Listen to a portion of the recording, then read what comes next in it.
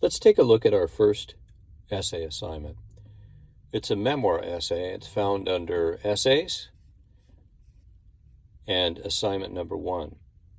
You'll notice that there are 2 assignments here. There are 2 assignments, but they make up one very large assignment, which is the memoir essay. Our first assignment is the first draft submission that I'll be asking you to submit. And along with that are the directions. So when you click on this, you're going to see directions and then the first draft submission. After you're finished with your first draft, and we'll talk about what I would like to see with that, you're going to go on to the memoir essay final submission.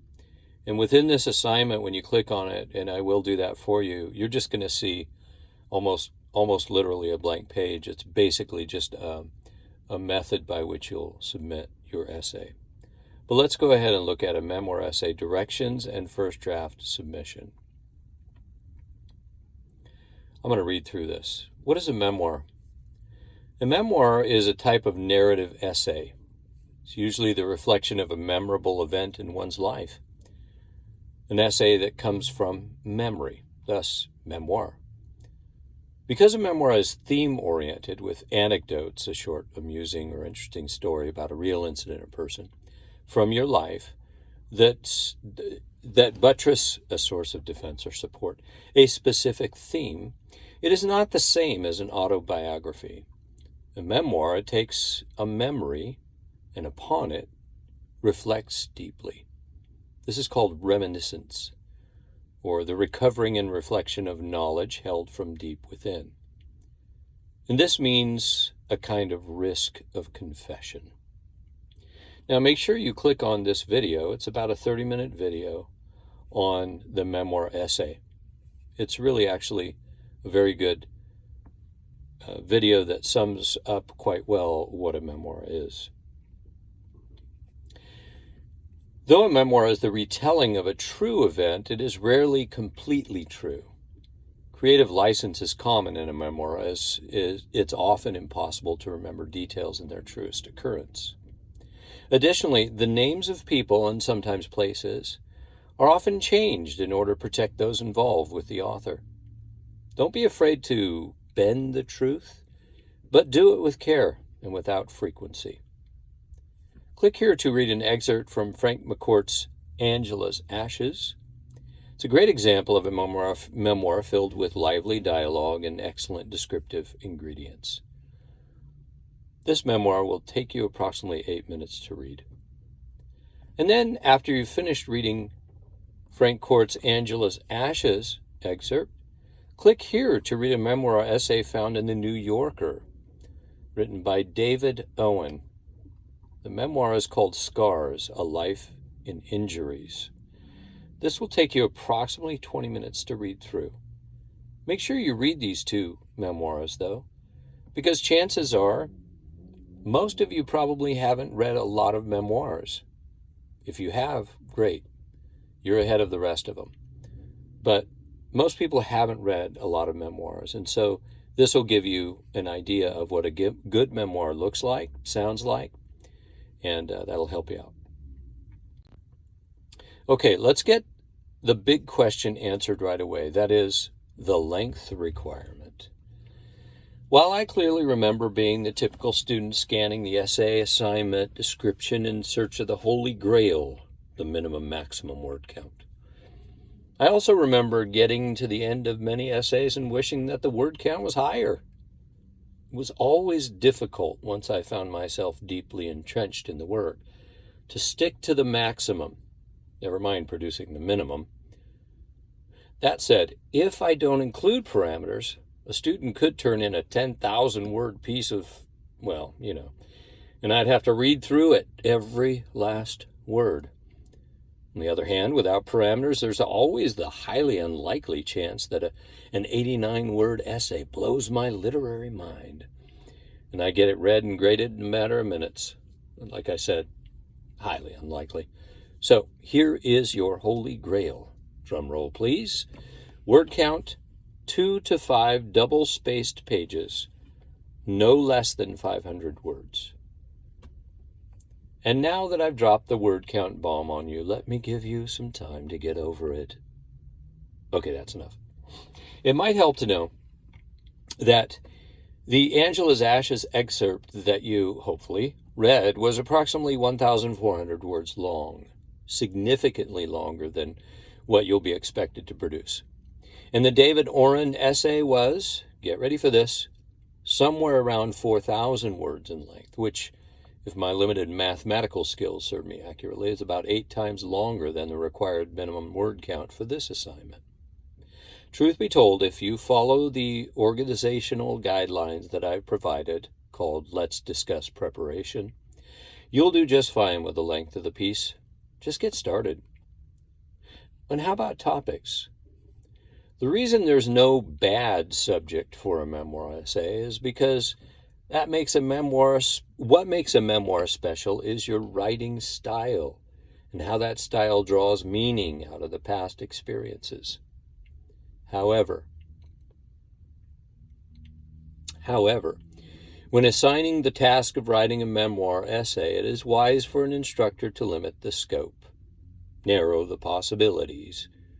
This actually is a favor to the student. Otherwise, a good-intentioned, hard-working student may find themselves drowning in a sea of topic possibilities and throwing their hands up in frustration. What to choose? What to choose? That's never fun. That said, here are the topics that you, my ambitious and hardworking students, have to pick from. A memorable event, an influential person, the power of scent, an unforgettable dream, a pet. These topics are quite broad. There's a ton of room here, that's an idiom, by the way, within which to work. Allow me to illustrate. The first one, a memorable event. Examples: I fell off my bike, my dad got me a brand new car, our tree fell on our house during a storm, first time I saw The Wizard of Oz, my teacher embarrassed me. And the second topic, an influential person. My dad, mom, brother, sister, uncle, teacher, cousin, friend, etc. was a negative or positive influence in this way. The third one, the power of scent. The smell of diesel, fresh rain, a newborn baby, soap, a food, a drink, trees, roses, brings memories of. The next one, an unforgettable dream. This dream was weird, sad, happy, disturbing, confusing, exhilarating, and it affected me by. And then our last topic, a pet. My pet, dog, cat, fish, porcupine, whatever, made a difference in my life by, or my pet is so unusual because. Now, the first topic, a memorable event, is so vastly broad that there is little restriction, almost none. Honestly, all of the choices that follow really do fit within that first one. So know this, you are free to write. Let's discuss preparation. I think it's safe to say that almost every adult over 30 has heard the Beatles song, Yesterday. In fact, now it's probably meandering its way through your mind, and you'll have a hard time getting it out of there. My deepest apologies. Anyway, did you know that this song was the result of a dream that Paul McCartney had? Amazing, right? He dreams the tune, gets out of bed, steps over to the piano in the same room, well, probably after he uses the toilet, and voila, the birth of a tune that will go on to become one of the world's most well-known songs. This is not the norm, to be sure, and it isn't the norm for writing either. You must struggle to produce good writing, and that struggle always requires planning. And by the way, why plan? Why struggle? Why the fuss? All of the fuss goes into writing an essay because of the possibilities that exist following its reading. You want to, in some good way, change your readers. Writing a bad essay tends to annoy or anger your reader for having wasted their time, and that's certainly not the kind of change you want or intend. You want to bring out constructive feelings from your reader. Write an essay that evokes happiness, sadness, righteous anger, fear, gratefulness, empathy, laughter.